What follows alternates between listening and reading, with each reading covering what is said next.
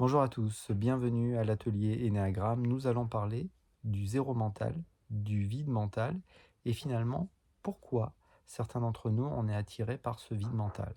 Alors, d'une certaine manière, si vous avez travaillé sur vous, si vous avez commencé à méditer, à apprendre à méditer, s'il y a de l'intériorisation, à un moment donné, vous avez pu constater que le flot de pensée diminue. Alors bien sûr, dans un premier temps, plus on est présent et plus on a l'impression de penser, en réalité, ce n'est pas qu'on pense plus, mais comme il y a une présence naturelle à ce qui est, on voit les pensées émerger, donc ça peut être souffrant, hein, on ne va pas se mentir, mais voilà, si ce processus de présence, on va le dire ainsi, se déploie, eh bien, au bout d'un moment, vous voyez que le flot de pensée diminue. À hauteur de ce que le flot de pensée diminue, l'anxiété diminue. Alors, ça pourrait sembler donc du coup logique de vouloir aller vers toujours moins de pensées. Pourquoi?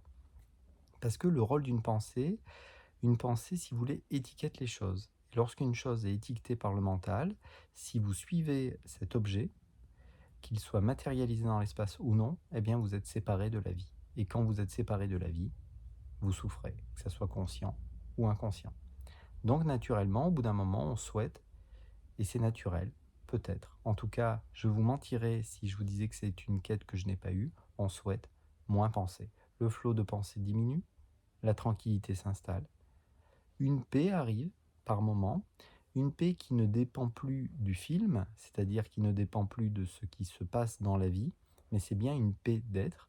Et donc, vous cherchez potentiellement, et c'est une erreur, mais on va en parler, ce fameux vide mental, ce zéro mental. Et effectivement, à un moment donné, au moment où je m'y attendais le moins, bien sûr, il y a eu ce fameux vide mental qui est arrivé. C'est vraiment possible, je sais qu'on peut en douter, mais vous pouvez marcher dans la rue pendant 5 minutes, par exemple, et avoir aucune pensée qui vous passe par l'esprit. Et ça fait peur. C'est-à-dire que quand ça m'est arrivé la première fois, j'ai eu peur. Comme finalement, c'était presque une expérience nouvelle qui était vécue.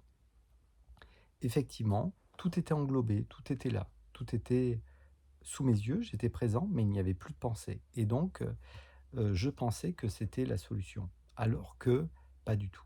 En fait, c'est naturel de penser.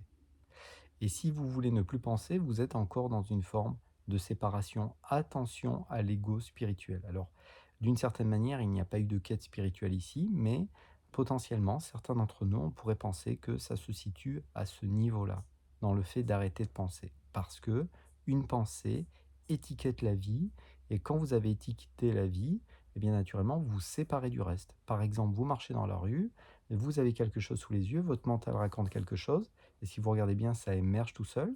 Donc c'est un mouvement naturel de pensée. Comme ça émerge tout seul, si vous suivez cette pensée, eh bien vous vous isolez de l'expérience. Vous suivez un objet. C'est-à-dire l'instant avant que la pensée émerge, si vous étiez présent, vous étiez dans une forme de globalité, d'unité, pour le dire ainsi. La pensée émerge, c'est fini. Vous êtes, on pourrait dire, emprisonné dans un concept mental. Et vous ne voyez même pas le réel, vous suivez simplement une pensée. Voilà. Alors, ce qui se passe, en fait, c'est que la problématique, ce n'est pas de penser, parce que c'est naturel de penser, c'est d'être contraint de suivre la pensée. Pourquoi c'est une problématique? Parce que les pensées émergent toutes seules. Alors je sais bien qu'en Occident, on suit, on va dire, une philosophie qui est quand même très douteuse, qui consiste à se dire je pense donc je suis, ce n'est pas vrai. Quand vous êtes dans le sommeil profond, vous ne pensez pas, et pourtant vous êtes. Il y a bien une conscience, pour le dire ainsi, même si c'est des mots qui sont galvaudés, une conscience qui agit, qui est là dans chaque cellule du corps. Donc, la problématique, encore une fois, ce n'est pas de penser, c'est l'identification à la pensée. C'est-à-dire qui, à un moment donné, est presque obligatoire. En tout cas, on nous a appris vraiment à s'identifier à la pensée. Et donc, le travail à faire, c'est simplement reconnaître la pensée et de manière très terre à terre. Si vous pouvez voir émerger une pensée, alors c'est que ce n'est pas vous. Parce que si vous étiez cette pensée, vous ne pourriez pas la voir. Et donc, naturellement, après, vous jouez avec le mental. Le mental est ensuite à votre service.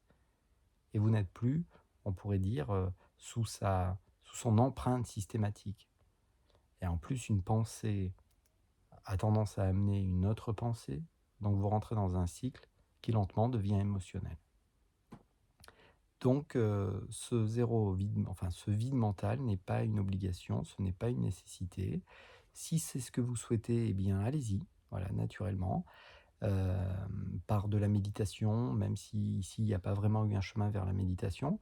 Par contre, voilà, on pourrait finir, cette vidéo par le fait que, effectivement, si, vous, voyez les pensées émerger et que vous savez, et c'est très terre à terre, que les pensées qui émergent, ce n'est pas vous, alors au bout d'un moment, le mental n'a plus rien à raconter. Donc effectivement, ça se tait.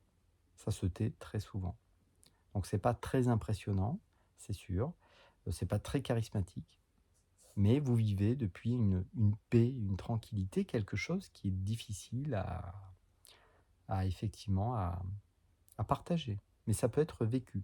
Et si c'est vécu, l'autre peut sentir que c'est vécu et ça peut le toucher parce que être en paix, ça peut peut-être être tout simplement notre nature première. Alors, si cette idée, peut-être, où on prend du recul avec les pensées, eh ben, ça vous parle, eh bien ça tombe bien parce que de temps en temps, à partir de maintenant, sur l'atelier Énéagramme, nous allons partager des petites formes de méditation ou de présence, peu importe comment on appelle ça, qu'on va articuler avec Neti Neti, ni ceci, ni cela.